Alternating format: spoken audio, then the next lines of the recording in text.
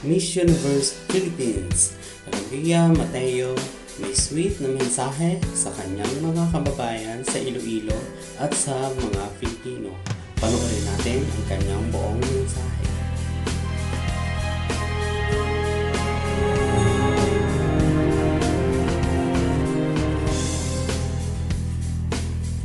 Maayong adlaw sa tanan sa pinalangga ko nga mga Ilonggo. Ari na ko di subong sa Florida.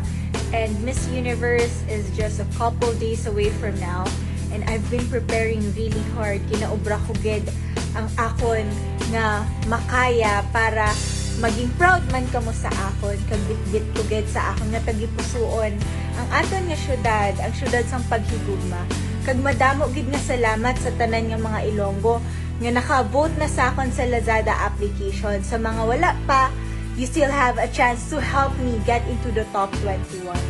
Dako gid ni nabulig sa akon kag gusto ko gid ibandera sa ilatanan kung ano bala ang ma-offer sang isa ka Ilongga sa bilog nga kalibutan. Kag tani mabuligan niyo ko.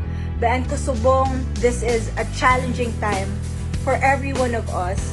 That is why, guys, I hope that we still continue to be united in this fight against pandemic, against the problems in our society. We need to build a stronger community for everybody. Kagtani, sa May 16, kung ihatagid man sang Ginoo tani, maipuli ko liwat ang ikalima nga Miss Universe crown sa aton nga pungsod, kag sa syudad naton nga ginapalangga ko gid. Madamo nga salamat kag mabuhay kita tanan.